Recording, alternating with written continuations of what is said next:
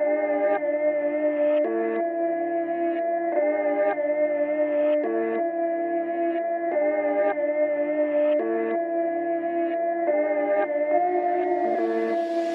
they put their foot on our necks, but we let them, so what you expect? When the last time you picked up a book? When the last time you wrote your own check? Yeah, we all up on IG and Netflix, and the devil, he got you on chill. He's scrolling and trolling your life, you can't see he destroying, cause he got you still. It's your vision that he wanna steal, and your mission that he wanna kill. No condemning, I'm keeping it real. It's conviction I want you to feel. And I'm praying today that we wake up, and the mess that we made we can make up. It's because of a skin that they hate us, don't know what it's gonna take to shake us. Listen. And I'm not pacing, I'm just patient. They thought that I was moving slow, they didn't know I was waiting. Yeah, it's my season, it's my reason. I talk with God every day, I'm not into people pleasing. And forever I'm for God, and I just want you to know without him, life is hard.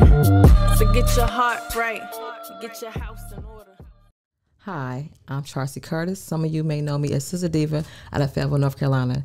This is the IM4GOD Movement podcast, where we allow everyday people to allow them to tell their testimony. Today, I have a very special guest today with me, Mr. Kenny himself.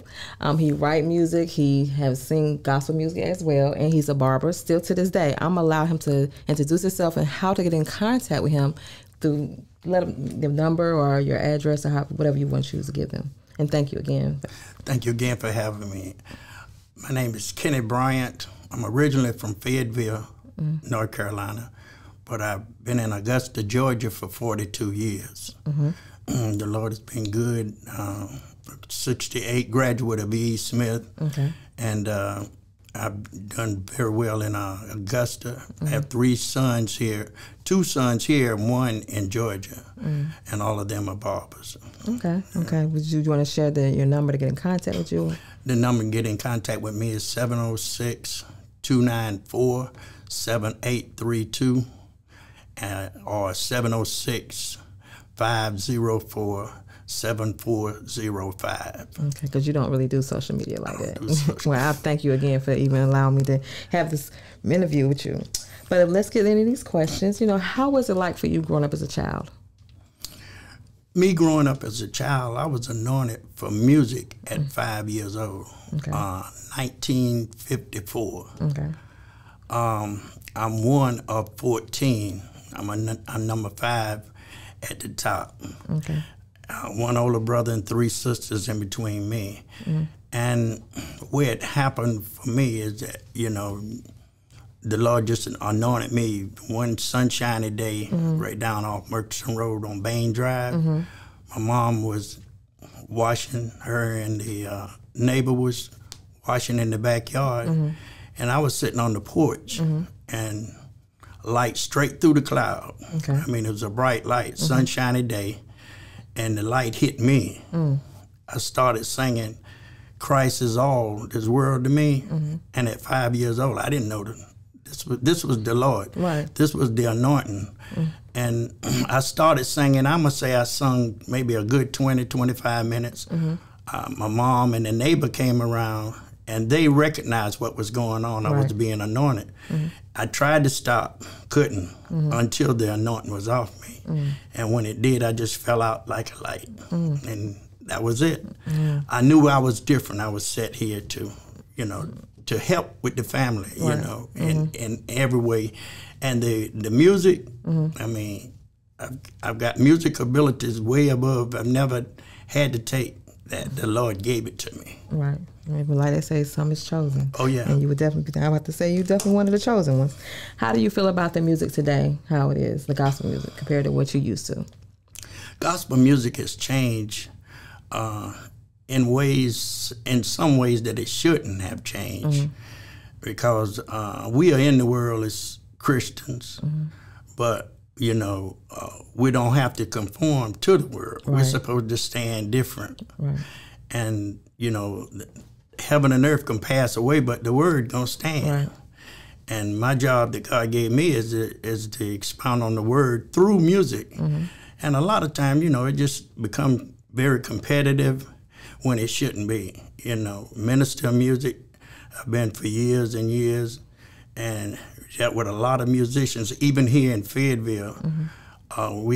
our group, we sung along with everybody that was on the road that stopped through here. Entertainers also, not just the gospel entertainers. You know, we've opened up for Bill Cosby. We've opened up with Tina Turner and Ike. I mean, I go back there for 73 years. So. And my family, you know, not my family, that was me. And it's just been a joy. One thing I promised the Lord, that I would never sing nothing but gospel. I love the music, you know, but that's just for listening.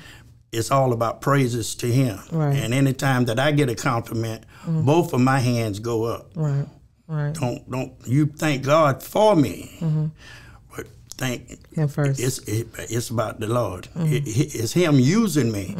And I'll say to anybody that's singing gospel in any way, you want people to feel that you've been with the Lord when you are singing. It's not a show. You know what I mean? We just vessels to be used. Yeah, it's funny you say that because, like I said, you know, with the brand, IM4GOD, God is the CEO. I'm just the vessel. You know what I'm saying? For you to say that, rest now, I need to hear that today. Thank you, Lord. How important is relationships to you? Relationships? Yes. With, so far as music or just in general? In general. In general, relationships are good. I think we were all put here, and it goes back to what I said about the word. We are supposed to live together and love one another. That seems to be so hard for a lot of people that say they are Christians. You know, they go to church or whatever, but it's just so much backbiting and lying, and it's a whole lot of, you know, competition. And confusion. And God ain't about confusion. And God, He's not the author of confusion. So, you know, we have to be aware of this. We're in the world, but we're not of the world. And gospel music, we should stand different. You know, we just come through a pandemic, and I think we have allowed ourselves as a church, we just anemic. We just adjusted to the world. It's just like a grown man and a baby that's down at his knees. We standing behind the world. And it shouldn't be. The world should be saying we should not have stopped anything that we were already doing. I have crazy faith in God. And He told me to do some things 5 years ago. And I'm sold out to Him to the extent that He knows that once He say, Kenny, go do that. He hadn't told me to do that yet. That's the faith and trust that I have in Him. So people in my profession is like, well, man, you got to don't do this, don't do that. You're afraid for me. And my thing is, why would the Lord, who's control everything, allow me to be sick when He know that He has work for me to do that I have not even. He ain't told me to do. I feel you on that. Yeah. So that's the crazy faith that I have in Him. I totally understand where you come from. I like to say reasons and seasons. Exactly. It's like the season changing, but the reason is going to stand like the word. The word ain't going to change. And that's God. So, you know, what was that? Have you ever been in a dark place, and how did you pull yourself out? Well, I went through my first marriage. I've been married twice. My first marriage, it was dark. For a small amount of time, because, you know, and I basically is like, well, in the eyesight of your classmates or people that know you, the marriage is not going to work. And there will be a fall in the marriage. But the Lord assured me that I got you the whole way. If you know this before the fall, and I went the journey of the fall, and it really was not a fall, because what I did psychologically, it was going to school. In that marriage, I went to Princeton, Harvard, Yale, the Citadel. You keep naming them. I was tried, and see that light. Go back to the light. That light prepared me. And people on the outside looking in. They're shaking their head trying to figure, how can you do it? God. He did it. God, only Him. He did it. God. Okay, what keeps you grounded? The word. That's it. Yeah. That's it. It's all about the word. Yeah, it is. It is. Every problem that we have, It goes back to the word. Answer is in the word. It's in the word. Yeah, it is. What is something that you asked God for? You wish you could have been a little bit more specific about it. Well, I tell you two things, and I believe I have a baby granddaughter in Georgia that's graduating high school this year. And she was definitely ill. And what it was, a valve in her heart did not develop properly. And she was just maybe 7 or 8 months old. She was gasping for breath, and it got to a point where she was taking on fluid. At MCG, Medical College of Georgia, I asked the Lord, this is the first thing that I asked the Lord. I don't ask him for much, because he said he'd supply my needs, so it ain't many things I want. You know what I mean? You're right. I asked the Lord to save this baby for me. I asked him for that. He did it. She's graduating high school. All it was, the valve did not develop right. So they put on blood thinners, healthy. The second time there was a president that had, my personal opinion, had just taken us through the working people. We got to be concerned about one another. But when the government is a per se against the people, right. I ain't got no problem with saying it, And it looked like that he was going for re-election. That's the second thing that I asked the Lord to do. I said, Lord, you put him there. If it is your will that he go back, let it be. Let it be. But if not, you know what to do. But if not, yeah. And he did that for me. That's two things. Okay. Out of 73 years that I asked the Lord to do. Praise him. Hey, look, I can't say this. I ask for stuff all the time, but hey. But what does self-love look like for you? Self-love is just knowing how much I love him for dying for me. He did that for me. I can't speak for nobody else. I can't speak for my 3 boys. Right.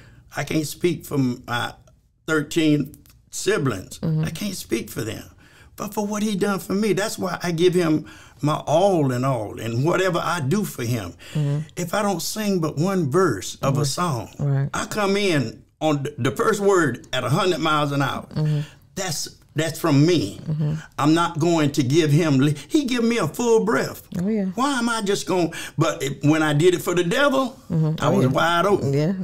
Why I can't do it for the Lord? You're right. I ain't talking about just talking about it. I'll show you. Everything I do for the Lord, it's 100. Right. Yeah. That's how much I love him. Yes, I totally understand. How did you turn your pain into power? My panic. Your pain. How did you turn your pain into power? Pain to power. Well, it goes back. Well, I can say me personally. Too much is given. Much is required. Yeah. When the light hit me, he put a lot of stuff in me. I ain't talking about my siblings. I'm talking about me. And he knew that I could do it.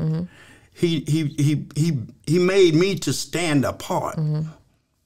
It's in the word that his people were they particularly. I mean, he protects them. Yeah, they just different. Yeah, peculiar. That's the word I was trying to get. Peculiar people. And one thing that I do know, and I remember the older people would talk about this a lot. God's a wonder. Oh yeah, and he's a mystery. No one can understand his way. Oh yeah. So the closer you get to God, you'll see people look at you kind of like that. Like, I mean, and in a lot of cases, I've been working at night, and people would show up at the door. I'm open to anybody. And when they come to the door, if they had something in their mind, devilish to do to me, I asked them, can I help you? And when they look at me, it was, I'll be back. Said the same thing. Different females or male, it doesn't matter.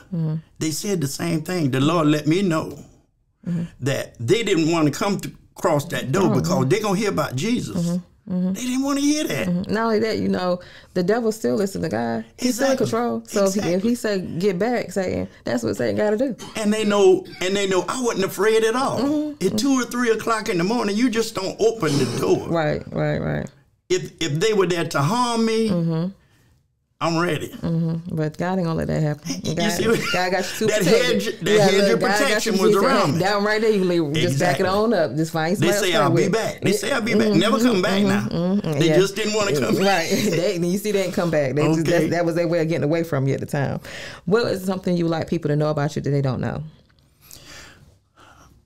Something that I would like for people to know about me. That they don't know. That they don't know. I mean, the greatest thing is how much I love him and how much I try to encourage everybody to love him.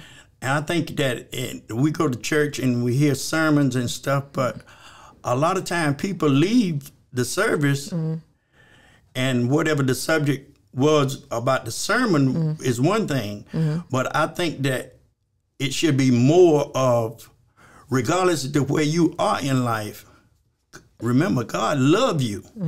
I mean, that should be expressed more to everybody. Okay. You know. Okay. If you could change one thing, what would it be and why? If I had to change something about me, what would it be and why? I really wouldn't. I don't see where I would change anything. Okay.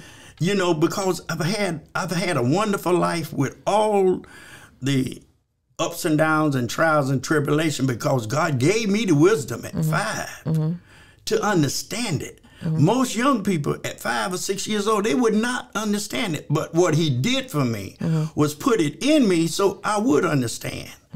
When the kids were around there playing, my mind was on work. And everything to me is work. Speaking is work. Playing music is work. Cutting hair is work. I'm a machinery technician. I'm a master of quite a few different things. You know what I mean? It's just work. And I just learned how to work a few years ago in my mind. You know, so I have quite a ways to go. That's the way I feel. And God give me strength. You know what I mean? At 73, I mean, I have some 30-year-old associates and friends that can hardly move. I stay 26 steps, you know, and it doesn't bother me to go up and down. Only God did that. Oh, yeah. Have you ever been in a situation, well, we know you have, and you know God, without a shadow of a doubt, pulled you out of it? Oh, yeah. So many different times. You know, I couldn't be specific. You know, when the BC days, when we first, you know, started music and thing, we were not taught. And, you know, so the Lord protected us anyway. And then just that's why I love him so much, because if he can keep you, and he's able to do that, because he made you, he can keep you. And then the challenge that I have is when people are trying to change your mind, in whatever way that they're trying to do it, that's the challenge. That's why you have to rely on the word, not your head sense.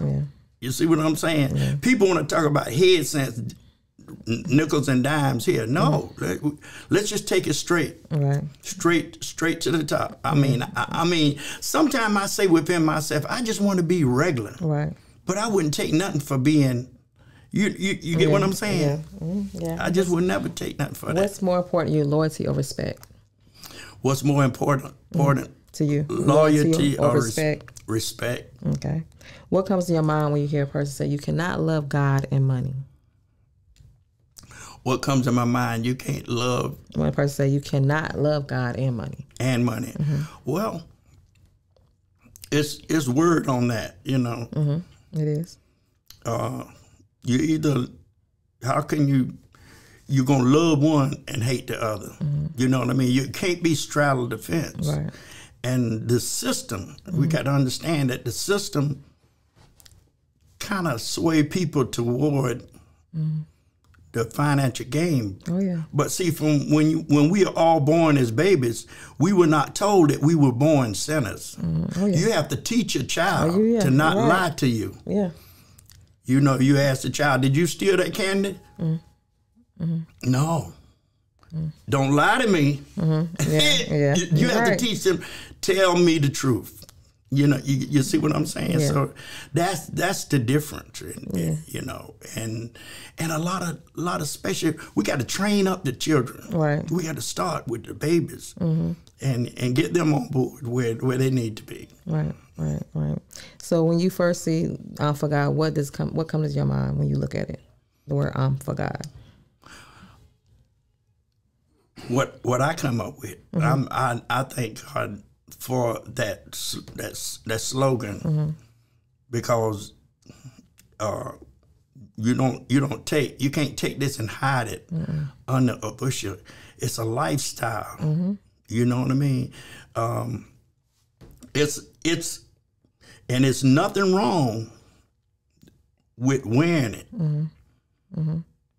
But being it is the key. Yeah. You know what I mean? Go back to the peculiar thing. People say it's something different about her or it's something different about him. And they really don't, they don't really know what it is. Right. Over a period of time, if they're around you, they will pick it up. Right. But this is what the Lord wants us to be. Yeah. He want you got to pick a side. Yeah. He want people to just say, I don't know what you got, but I want it. The greatest thing with me, this Indian woman, my mom, was here. We worked we used to do Sunday on the Square downtown Fayetteville. And I mean, we had a beautiful time. And she would not, all of us could sing. We got it from our father. But she, over a period of time listening to us, she could sing. You know what I mean? And here was this lady. Her mom had this white hair down to her waist. And just so, and when we were little kids, the people would stop by who was 50 years old, grown people. I just want to be in your presence. Right. I saw that with my grandmother. I saw it with my mother. And in Augusta, Georgia, if you go, I'm on the internet about the 24-hour barbershop, and I deal with everybody. Deal with lawyers, doctors, funeral directors, preachers, everybody. And the name, Mr. Kenny, you see what I'm saying? Yeah. And they don't know me. They just, and I'm gonna tell you something. Humble is the way. Yeah, it is. Regardless of what you do, if you be humble about it, God will raise you. Oh yeah. When you try to raise yourself, yeah, it might not. But what you want to do, especially as a Christian, be humble about it. Right. And that's more than money. Yeah. I got what money won't buy. Yeah. I worked for a Jew in this town, and he said, Kenny, if I had your mind and my money, this was 50 years ago. Right. You see what I'm saying? But they recognize you don't get past that. Right. I deal with Buddha now, an associate. And I was trying to convince him, you need to get with a winner. You need to get with Jesus. Right. And I'm like a ghost to him. I asked him, I said, well, listen, I know he believe me, but that's fine. I'm with, that's fine. But who do you think allow Buddha to be? Right. You're right. The winner. Yeah. God. Yeah, you're right. You're right. Get with Jesus. Right. Right. And I'm just saying to people, we're in a hurry. I don't know where we're going. I mean, it's just sad that we in a hurry. Everybody's in a hurry. Yeah. I come up 95 yesterday, Lumberton. We doing 80-something miles an hour speeding. The whole it just slows down to almost nothing. Wreck could have happened. Cars almost hitting one another. That's just life for right now. But everybody need to slow down. We need to slow down and enjoy this. Yeah. The Lord is in control. It ain't no way that 15 feet of snow in the mountains of California now people snowed in. Yeah, Who could, only a God could do that. Only God can do that. Only God. I witnessed in Georgia in December the frigid cold. Felt like needles sticking through my pants leg. It was that cold in Georgia, all the way down to Jacksonville. Okay? The earth is shifted. Yeah. Nobody talking about that. No, they're not going to talk about that. They ain't going to talk about that. They ain't going to talk about that. That's why you got to get into the Word. You're right. Every household, all I'm saying is every household, teach your children, train them up. Forget the things that's behind you. That's the word. Right. And press forward to the mark. Right. And these children are our responsibility. Right. Every parent. You're right. You are so right. I'm going to give you this gift. I thank you so much. And we will have to go. I'm about to get you back here and do a part 2. Whenever you're in town, you got to let me know. All right. And I thank y'all and I love y'all and know God loves you more. Until next time, you just never know who I'm going to have on here.